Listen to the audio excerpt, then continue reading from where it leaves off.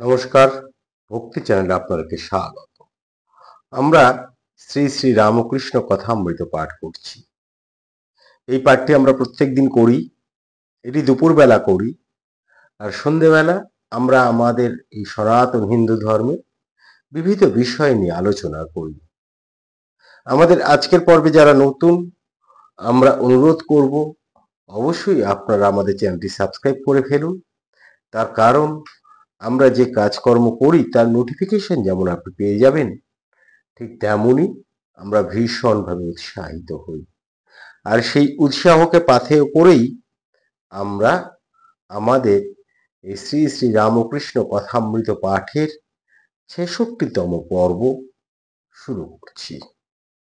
আমরা গতকাল দেখছিলাম যে ঠাকুর কীর্তন শুনতে শুনতে, রাধা কৃষ্ণের সেই গান শুনতে শুনতে তার সমাধিস্থ হয় এবং তিনি নিজেই যেন ঈশ্বরের সঙ্গে কথা বলছেন। এই জায়গায় আমরা কালকের পর্বটি শেষ করেছিলাম। আজকে অষ্টাদশ পরিচ্ছেদ, এই যে অধ্যায় আমরা পাঠ করছি সেটি হচ্ছে শ্রী রামকৃষ্ণ ভক্ত সঙ্গে দক্ষিণেশ্বর মন্দিরে ও বলরাম মন্দিরে। তো এই যে অধ্যায় তারই অষ্টাদশ পরিচ্ছেদে এসে আমরা পৌঁছে গিয়েছি। এখানে শ্রীমা লিখছেন, শ্রী রামকৃষ্ণ সমাধিস্থ ছোট খাটটিতে বসিয়া আছেন, ভক্তেরা চতুর্দিকে উপবিষ্ট। শ্রীযুক্ত অধর সেন কয়টি বন্ধু সঙ্গে আসিয়াছেন। অধর ডেপুটি ম্যাজিস্ট্রেট, ঠাকুরকে এই দ্বিতীয় দর্শন করিতেছেন। অধরের বয়স 29-30। অধরের বন্ধু শারদাচরণ পুত্র শোকে সন্তপ্ত। তিনি স্কুলে ডেপুটি ইন্সপেক্টর ছিলেন, পেনশন লইয়া, এবং আগেও তিনি সাধন ভজন করিতেন। বড় ছেলেটি মারা যাওয়াতে কোনরূপ সান্ত্বনা লাভ করিতে পারিতেছেন না, তাই অধর ঠাকুরের নাম শুনাইয়া তাহার কাছে লইয়া আসিয়াছেন। অধরের নিজেরও ঠাকুরকে দেখিবার অনেক দিনের ইচ্ছা ছিল। তা অধর সেই শারদাচরণকে নিয়ে এসছে এবং শ্রীমতার একটা সুন্দর বর্ণনা দিলেন, কেন এনেছেন সেই কথাও জানালেন। তা ইতিমধ্যে ঠাকুরের সেই সমাধি ভঙ্গ হয় এবং ঠাকুর দৃষ্টিপাত করে দেখলেন এক ঘর লোক তার দিকে চাইয়া আছে। তখনও তিনি আপনা আপনি কি বলছেন। ঠাকুরের এই যে রূপ, এই রূপ দেখে এই যে ঠাকুর নিজে নিজেই কথা বলছেন, এই যে রূপ দেখে মাস্টার নিজের কাছে নিজে প্রশ্ন করেন, ঈশ্বর কি তার মুখ দিয়া কথা কইতেছেন ও উপদেশ দিতেছেন? শ্রীরামকৃষ্ণ, বিষয় লোকের জ্ঞান কখনো দেখা দেয়, বিষয় লোকের জ্ঞান কখনো দেখা দেয়, এক একবার দীপশিকার নেয়। এর আগের দিনে আমরা সে বিষয় লোক, বদ্ধজীব, মুক্তজীব এই সকল কথাবার্তা বলছিলাম।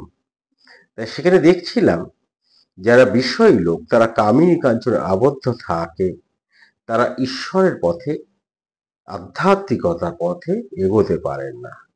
কিন্তু ঠাকুর আজকে বলছেন, এই কখনো কখনো যারা বিষয় লোক তাদেরও কিন্তু জ্ঞান দেখা দেয়। জ্ঞান কি? জ্ঞান হচ্ছে ঈশ্বরকে জানাটাই জ্ঞান। যখন আপনি ঈশ্বরকে জানবেন তখন দেখবেন আপনার মধ্যে কোনো রকম যে স্বরূপের কথা রোজ আমরা বলি, বিশেষ করে অহংবোধ এবং কাম ক্রোধাদি কিভাবে জয় করতে হয় সেটিও ঠাকুর বলেছেন। এই অহংবোধ, কাম ক্রোধাদি ইত্যাদি, বা আমরা যাকে বলি হচ্ছে অষ্টপাশ, সেই অষ্টপাশের অর্থাৎ 8টা যে বন্ধন, 6টা শত্রু, 8টা বন্ধন, এগুলো দেখবেন কিছু যখন থাকবে না, সেটাই হচ্ছে জ্ঞান।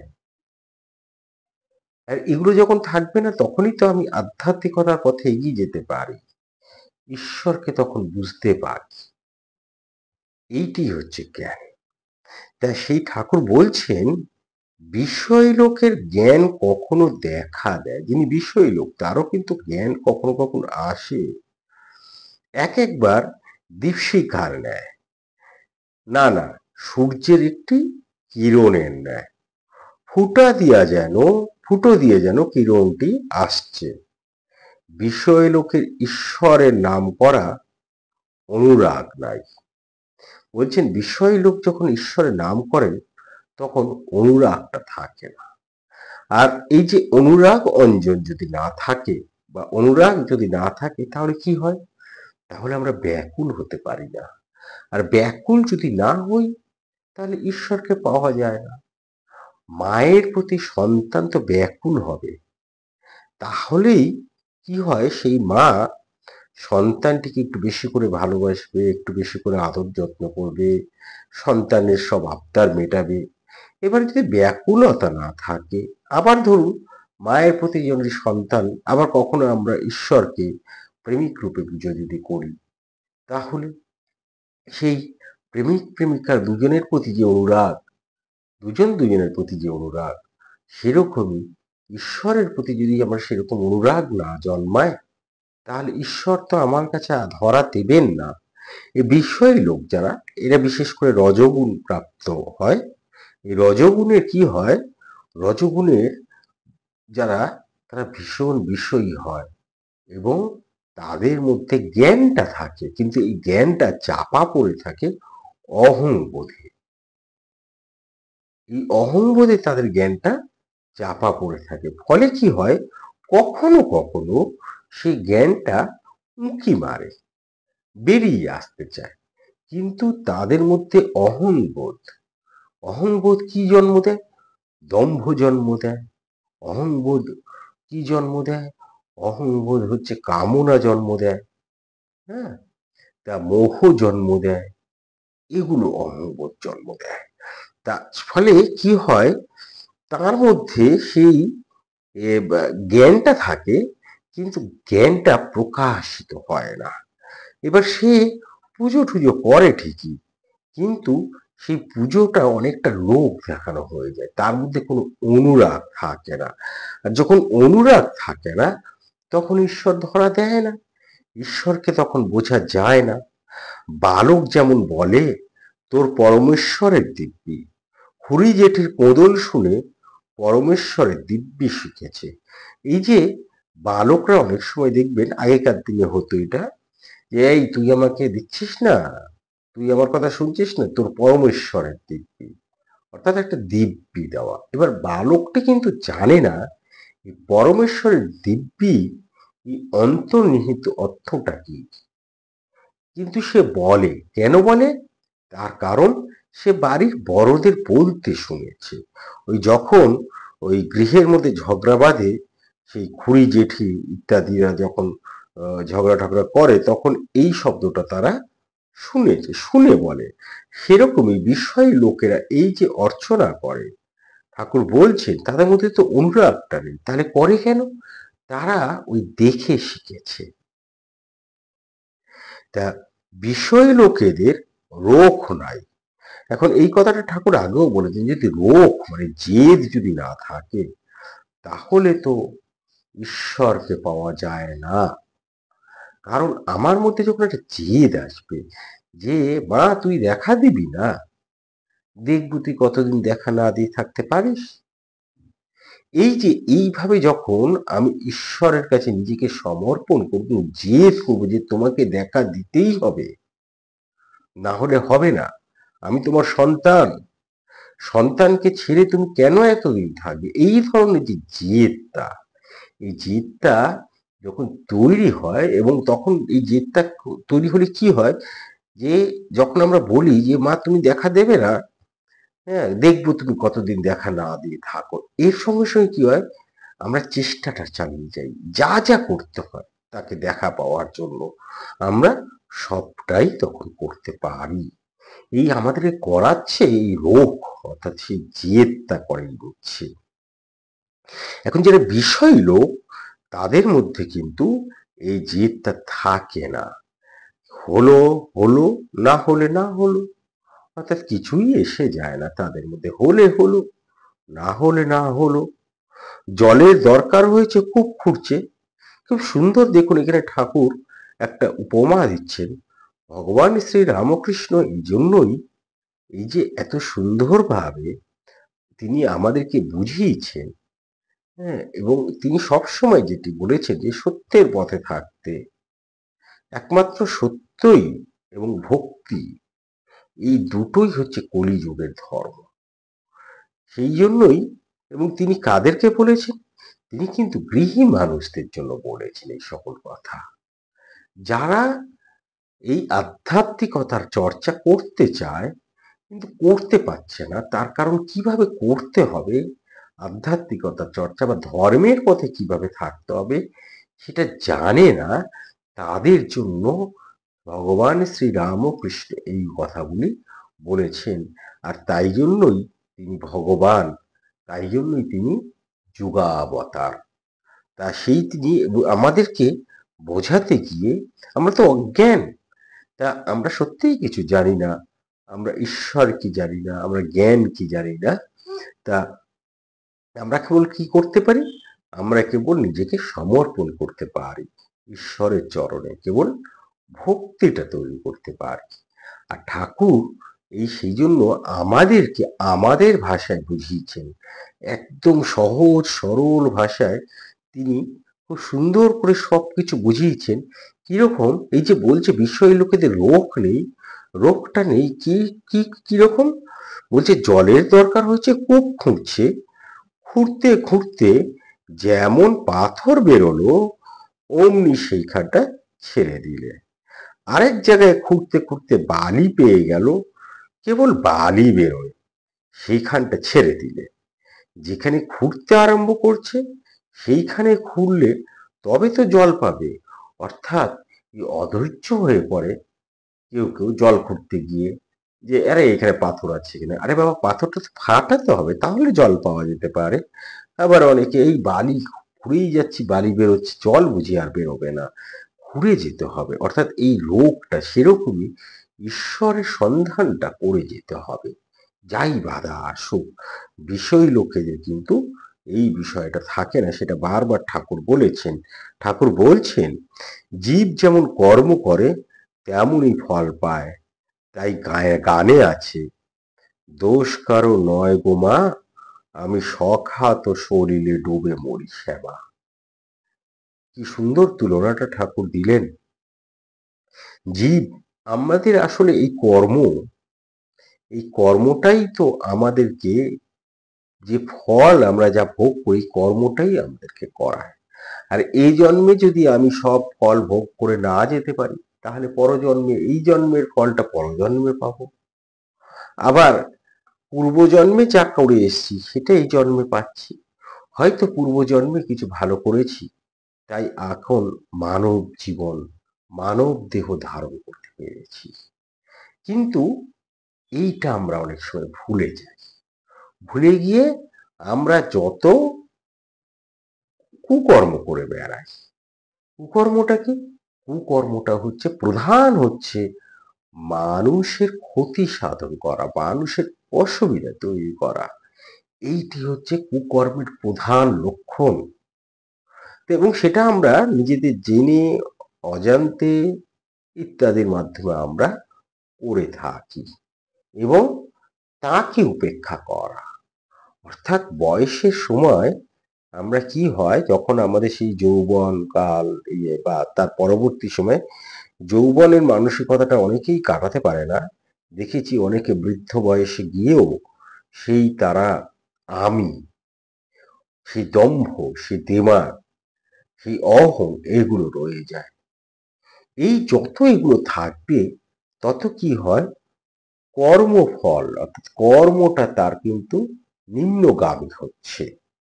ফলে জীব যেমন কর্ম করে তেমন ফল পায়, সে আর কোনোদিনই তার আত্মাকে উন্নত জায়গায় নিয়ে যেতে পারে না। তাই জন্যই ঠাকুর এই গানটির কথা বলছেন, দোষ কারণ নয় মা, দোষ সত্যিই কারণ না, আমরা আমাদের ক্ষতি আমরা নিজেরাই করি।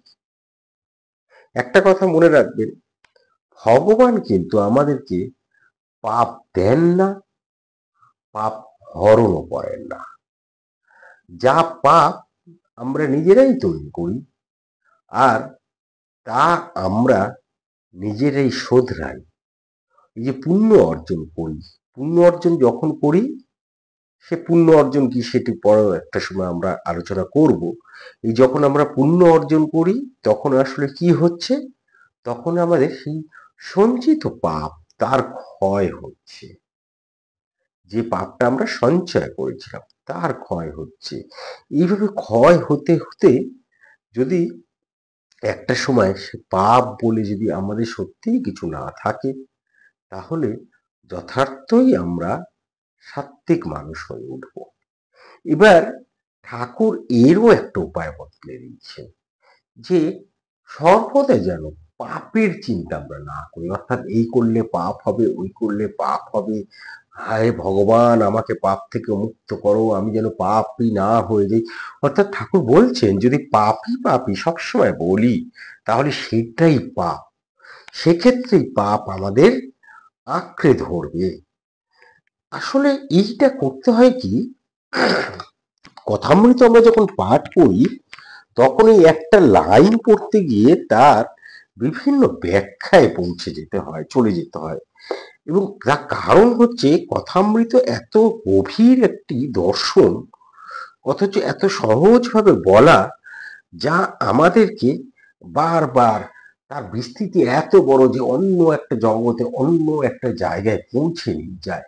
একটা কথার থেকে আরেকটা কথায় আমাদেরকে চলে যেতে হয়। এটাই হচ্ছে কথামৃতের একটি মহিমা, যে খুব সুন্দর কথামৃত। আপনারা যারা পড়েননি তারা যদি পড়েন এবং মানেটা না বুঝে পড়বেন, দেখবেন খুব ভালো লাগবে, নিজে বুঝবেন মানেটা। ধরুন কেউ একজন বোঝাচ্ছেন, সেটা যে কেউই হতে পারে, বোঝাচ্ছেন, সে তো তার মতন করে বোঝায়। কিন্তু যখন নিজে পড়বেন, একবার পড়বেন, দুবার পড়বেন, এবং অবশ্যই পড়তে গিয়ে কিছু রেফারেন্স বুক রাখবেন, মানে কোনো কিছু দরকার হলে সেখান থেকে আপনি অর্থটা যাতে বুঝতে পারেন। এবং এই এইটা একটা বইও আছে এখন, এই কথামৃতের বিভিন্ন শব্দের অর্থ নিয়ে, তারপর বিভিন্ন চরিত্রদের বর্ণনা নিয়ে রয়েছে, সেগুলো সহায়ক গ্রন্থ হিসেবে আপনারা রাখতে পারেন। হ্যাঁ, ভালো লাগবে সেটা পড়তে। যাই হোক, কোন জায়গাটায় আমরা ছিলাম, সেই যে এখানে রয়েছে যে যেমন কর্ম তেমনই ফল, দোষ কারো নয় গোমা, আমি সখ্যাত শরীরে ডুবে মরি। এবং সেখান থেকে আমরা পৌঁছে গিয়েছিলাম পাপ এবং পুণ্যের। হ্যাঁ, তা সে ঠাকুর নিজেই বলেছেন যে পাপ কথাটা যেন মনে বারবার উচ্চারণ না করি, তাহলে সত্যি সত্যি পাপের মধ্যে ডুবে যাব আমরা। তারপরেই তিনি বলছেন, আমি আর আমার অজ্ঞান বিচার করতে গেলে যাকে আমি আমি করছো, দেখবে তিনি আত্মা বই আর কেউ নয়। এবার ওই বেদান্তবাদীরা এই বিচারটা করেন। এখন আমরা হচ্ছি ভক্ত। যাই হোক, আমি আর আমার অজ্ঞান, এইটি নিয়েই কিন্তু আমি রয়েছি, এর বাইরে কিন্তু আমি নেই। সে বিচার যদি করি তাহলে দেখব এই যে আমরা যারা আমি আমি করছি, এই আমার অহংবোধ, সে ঠাকুর সে অহংবোধের কথাই বলছেন। দেখবে এই আমিটা আসলে আমি নই। আমিটা কি? আমিটা হচ্ছে আত্মা, অর্থাৎ, আর এই আত্মা কার অংশ? এটা বেদান্তবাদ, বেদান্ত বলে, বেদান্তবাদীরা এটা বলেন, এই আত্মা হচ্ছে আমি সে, অর্থাৎ আমি তো এই ব্রহ্মেরই অংশ, তাই না? তাহলে আমি কেউ না, আমি ব্রহ্ম। এইটি হচ্ছে, যদি বিচার করে করে এগোনো যায় তাহলে এই জায়গাটায় আমরা আসবো। আর এই জ্ঞানটা যখন হয়ে যায় যে আমি কে, আমি কেউই নই, আমি হচ্ছে আমার আত্মা, আর এই আত্মা হচ্ছে পরমেশ্বরের অংশ, তাহলে আমি কে? আমি হচ্ছে সেই, বা সেই হচ্ছে আমি, তার মানেই আমি কিছু না। তাহলে এই অহংবোধটা সম্পূর্ণ বিনাশ হয়ে যায়। এবার বিচার করো, আর তখন আমরা, ঠাকুর বলছেন, বিচার করো তুমি শরীর না মাংস না আর কিছু।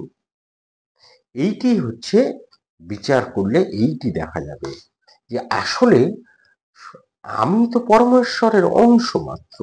তাহলে এই যে আমি আসলে এই যে আমি পৃথিবীতে ঘুরে বেড়াচ্ছি, আমি খেলছি, আমি সংসার করছি, তাহলে আমিটা কি? আমিটা আর কিছুই না, আমিটা এখানে একটা দেহ মাত্র, যে দেহটা রক্ত মাংস ইত্যাদি দিয়ে তৈরি হয়েছে। আসলে এর বাইরে আমি কিছুই নয়। সেই ঠাকুর বলছেন, তখন দেখবে তুমি কিছু নও, তোমার কোনো উপাধি নাই। তখন আবার আমি কিছু করি নাই, আমার দোষও নাই, গুণও নাই, পাপও নাই, পুণ্যও নাই। সত্যি কথা, কি অসাধারণ এই সত্যটা! যদি একটু বিচার করে দেখেন আপনারা, এবং যদি এটা বিশ্বাস করতে পারেন যে আসলে আমরা কেউই নই, আমি কেউ পরম ব্রহ্মেরই অংশ মাত্র, ফলে আমি হচ্ছে সেই, তাহলে দেখবেন মনে একটা প্রশান্তি আসবে। যে প্রশান্তিটা কেন আসবে? বোঝা যাবে যে আসলে আমি তো আমি নই, তাহলে আমি কিছুই করিনি, আমার দোষও নেই, গুণও নেই, পাপও নেই, পুণ্যও নেই। আর এই যে কথাটা ঠাকুর আমাদেরকে বললেন, যখন কি হয় এই সংক্রান্ত গ্রন্থ যদি আপনারা পড়েন, বিভিন্ন গ্রন্থ, সেখানে দেখবেন এই কথাটাই, আমি কোনো গ্রন্থকেই অসম্মান না করে বলছি, অনেক উপমা দিয়ে, অনেক জটিল ভাবে, অনেক শ্লোক দিয়ে এই কথাগুলো বলা হয়। যাতে কি হয়, যারা আমাদের মধ্যে, যারা আমরা অজ্ঞান, যারা আমরা সাধারণ মানুষ, তারা সেই দর্শনটাকে ছুঁতে পারি না, পৌঁছানো তো দূরের কথা, বুঝেই উঠতে পারি না। কিন্তু কথামৃতের মজাটা এইটাই, ভগবান শ্রী রামকৃষ্ণের এই যে বাণী, এই যে অমৃত কথা কেন বলা হচ্ছে, এই আমাদেরকে বাঁচিয়ে রাখে, আমাদেরকে আনন্দ দেয়, আমাদেরকে ধর্মটা শেখায়। বেদান্তবাদের এই যে সূক্ষ্ম তত্ত্ব, এই যে আমি সে, এই এই অসাধারণ সূক্ষ্ম তত্ত্বটা ঠাকুর কি সুন্দরভাবে আমাদেরকে আমাদের উপযোগী করে আজকে বোঝালেন। এবং তিনি লিখছেন, এটা সোনা, এটা পেতল, এর নাম অজ্ঞান, আর সব সোনা, এর নাম জ্ঞান। অর্থাৎ যখন নাকি আমাদের চিন্তা বহুমুখী থাকে এবং বিচারটা বহুমুখী হয়ে যায়, আমরা যখন বিচার করি এটা সোনা, এটা রূপা, এটা ভালো, এটা মন্দ, এটা ইত্যাদি ইত্যাদি, এইটা হচ্ছে অজ্ঞান। আর জ্ঞান কি? জ্ঞান হচ্ছে সেইটাই যেটা বলে সবই আসলে সোনা, মানে সবই ঈশ্বর, তার বাইরে কিছু নেই, সবই এই সৃষ্টিকর্তা ভগবান। এই জ্ঞানটা, এই ধারণাটা, তাতে একক ধারণায় যখন আমরা আসব, তখন কি হয়? জ্ঞান হয়। তার মানে এই না যে আমরা বহুদর্শী হব না, অবশ্যই বহুদর্শী হতে হয়। তা ঈশ্বর দর্শনের লক্ষণ, শ্রী রামকৃষ্ণ কি অবতার? এখানে শ্রীম একটা সুন্দর প্রশ্ন তুলেছেন, যেটা আমরা এই যে বলি ঠাকুর হচ্ছে ভগবান শ্রী রামকৃষ্ণ হচ্ছেন যুগাবতার। কেন বলি? আমরা ইতিমধ্যে বিভিন্ন এই কথামৃত পাঠ করতে করতে এর একটা ব্যাখ্যা আমরা দিচ্ছিলাম। তা এখানে শ্রীময় প্রশ্নটা তুলেছেন, তিনি বলছেন ঈশ্বর দর্শনের লক্ষণ, শ্রী রামকৃষ্ণ কি অবতার? ঈশ্বর দর্শন হলে বিচার বন্ধ হয়ে যায়। ঠাকুর এই কথাটা বলছেন, যখন আমার তাকে জানাই হয়ে যায়, ঈশ্বর দর্শন মানে তো তাকে জানা, তাকে উপলব্ধি করা, তাকে অনুভব করা যখন হয়ে যায়, তখন তো আমি আর সে বিচার করব না। ওই যে যেটি বলছিলাম, বিচার করে করে এগোনো, যেটা বেদান্তবাদীরা করেন বা আরো প্রমুখরা করে, তাই আমরা তো তখন সেইটা করবো না, তার কারণ তার জন্যই তো বিচার করতাম। এখন তাকেই যখন উপলব্ধ হয়ে গেছে, আমি কেন করব? সেইটি ঠাকুর বলছেন, ঈশ্বর লাভ করেছে অথচ বিচার করছে, তাও আছে। কি কেউ ভক্তি নিয়ে তার নাম ও গুণগান করছে। ছেলে কাঁদে কতক্ষণ? যতক্ষণ না স্তনপান করাতে হয়, তারপরেই কান্না বন্ধ হয়ে যায়, কেবল আনন্দ। আনন্দে মার দুধ খায়। তবে একটা কথা আছে, খেতে খেতে মাঝে মাঝে খেলা করে, আবার হাসে। তাই সেইটি বলছেন। এই যে একটু আগে কথাটা বললেন না, যে মাঝে মাঝে এরকমও আছে যে মাঝে মাঝে ঈশ্বর লাভের পরও বিচার করে। আসলে কিছুই না, আমরা তো সবাই সেই স্তন পান করছি। স্তন কি? স্তন পান মানে দুগ্ধ। স্তন দুগ্ধ কি করে? স্তন দুগ্ধ আসলে আমাদেরকে, একটি শিশুকে তৈরি করে, তার দেহগত, আধুনিক বিজ্ঞান বলছে তার মস্তিষ্কের উর্বরতা বৃদ্ধি করে, হ্যাঁ, তার দেহকে মজবুত করে। প্রথম 6 মাস মাতৃদুগ্ধ, মনে হয় 7 মাস বা 6 মাস মাতৃদুগ্ধ পান করলে, অর্থাৎ তাকে তৈরি করে দেয়। ঈশ্বর প্রাপ্তিও তাই, আমাদেরকে তৈরি করে দেয়, একটা মানুষকে মানুষ হিসেবে তৈরি করে দেয়। ঈশ্বরকে অনুভূতি করা, তা সেইটি মাতৃস্তনের সঙ্গে সে ঈশ্বর জ্ঞানকে তিনি তুলনা করছেন। এবার দেখবেন একটি শিশু যখন দুগ্ধপান করে, মাঝে মাঝে সেই স্তন থেকে মুখটি সরিয়ে নেয়, হাত পা নাড়িয়ে একটু খেলা করে, একা একাই হাসে, আবার স্তন পান করছে। সেই রকমই আমাদের সেই ঈশ্বরকে অনুভব করার পর আবার অনেকে বিচার করে, তার কারণ ওই খেলাটা সে খেলতে চায়। আর এই খেলাটা করছে কে? এই খেলাটা করাচ্ছেন আসলে স্বয়ং সৃষ্টিকর্তা। এই কথাও ঠাকুর আগে বলেছেন আমাদের, যে কেন এই ভগবান এই লীলা করেন। আসলে তিনিও তো আমাদের মতনই, এর বাইরে কিছু না। খালি তার কতগুলো গুণ রয়েছে যেটা আমাদের নেই। আমরা কি? আমরা তো তারই প্রতিরূপ, তাই না? তা ফলে তিনি আমাদের মতন, খালি তার কতগুলো গুণ রয়েছে। আমরা এই যে নাম ও গুণগান করি কেন? কারণ হচ্ছে তার নাম নিয়ে তার গুণটাকে যদি আমরা রোজ বর্ণনা করি, তাহলে আস্তে আস্তে আস্তে আস্তে কি হবে? আস্তে আস্তে আমরা সেই গুণটাকে আমাদের নিজেদের মধ্যে আনার চেষ্টা করব। এই জন্যই নাম গুণগানের কথা আমাদের হিন্দু ধর্মে বলা হয়েছে। আমাদের হিন্দু ধর্মে বিভিন্ন বৈশিষ্ট্য, মানে এত সুন্দর একটা ধর্ম, যদি এখন অনেকে তার অপব্যাখ্যা করে, এবং আমাদের এই যে কুসংস্কার যেটাকে বলা হয়, সেগুলো তো আসলে সংস্কার। সেটার যখন ভুল প্রয়োগ হয়ে যায় সংস্কারের, তখন সেটা কুসংস্কার। এবার সেটা যদি আমরা যুক্তি দিয়ে বিচার করি, তাহলে দেখবো না, এটা তো কুসংস্কার নয়, আসলে প্রয়োগটা ভুল, এবং জোর করে কিছু জিনিস চাপিয়ে দেওয়া হয়, সেইটা ভুল। বাদবাকি কিন্তু এগুলো বাদ দিলে কিন্তু আমাদের হিন্দু ধর্ম সত্যিই খুব সুন্দর, খুব ভালো। তাই এইটি একটু কি বলছিলাম, বারবার প্রসঙ্গতা চলে যায় কথামৃত পাঠ করতে গিয়ে।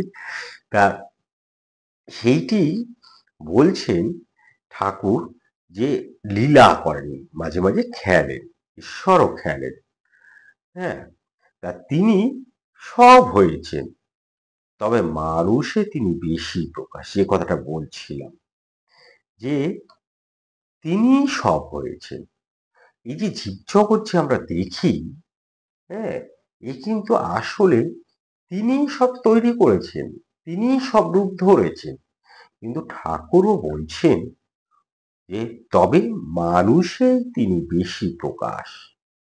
যেখানে শুদ্ধ সত্য বালকের স্বভাব, হাসে কাঁদে নাচে গায়, সেখানে তিনি সাক্ষাৎ বর্তমান। কি সুন্দর কথাটা ঠাকুর আজকে আমাদেরকে বললেন। এবার ওই যে কথাটা হচ্ছিল ওই শুরুতেই, যে সারদাচরণ মিত্র এসছেন, যার পুত্র শোকে তিনি আহত হয়েছেন। তা এইখানে তার উদ্দেশ্যে ঠাকুর কিছু হয়তো কথা বলবেন, কেননা আমরা দেখতে পাচ্ছি শ্রীময় একটি সাব হেডিং করেছেন, বলছেন পুত্র শোক জীব সাজ সমরে। ঠাকুর অধরের কুশল পরিচয় লইলেন। অধর তাহার বন্ধুর পুত্র শোকের কথা নিবেদন করিলেন।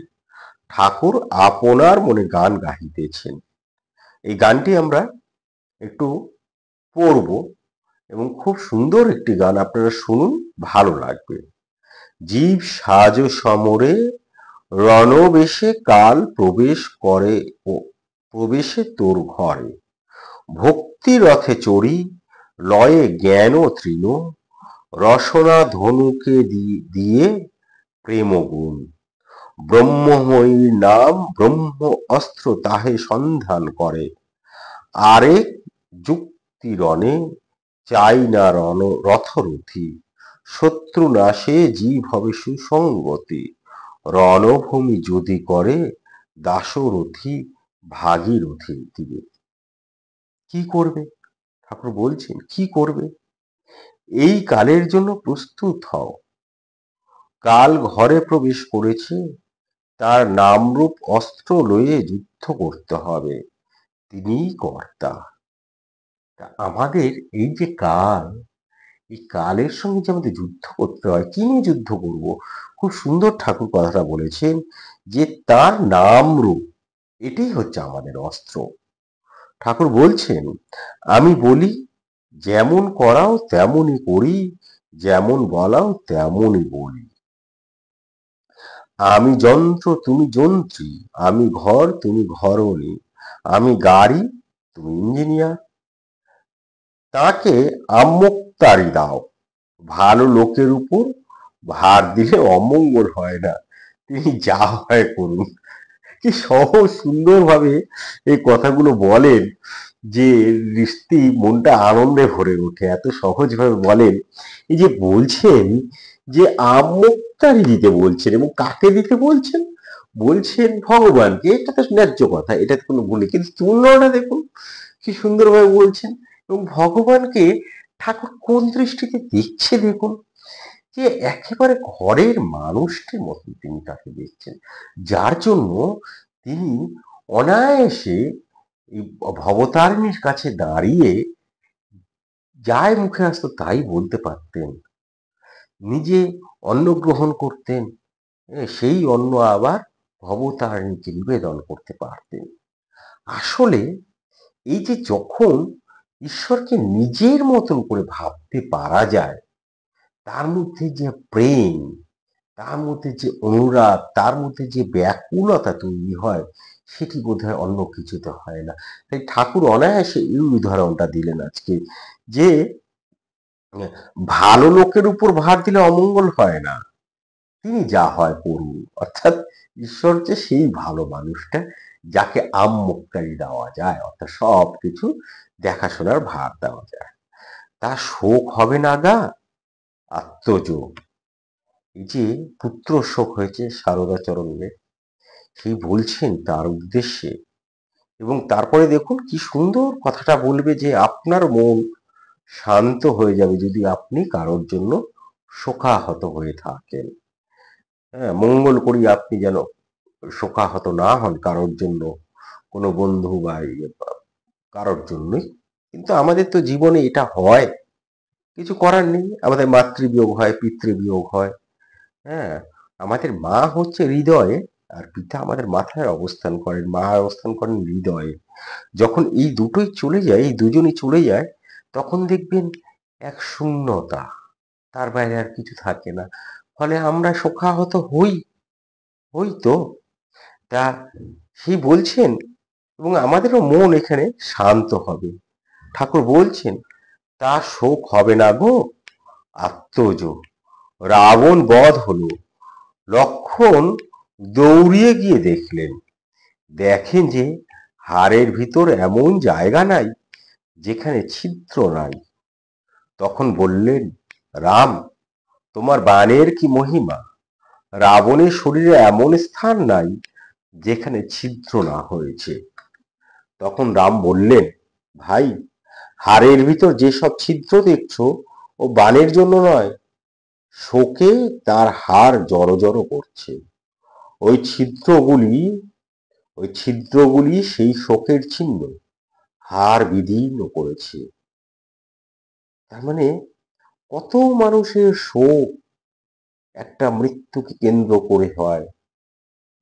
তার একটা উপমা ঠাকুর দিলেন, কি অসাধারণ, যে শোকে শোকে যার মৃত্যু হয়েছে সেই শোকে শোকে তার হাড় পর্যন্ত ছিদ্র ছিদ্র অসংখ্য ছিদ্রে পরিপূর্ণ হয়ে গেছে।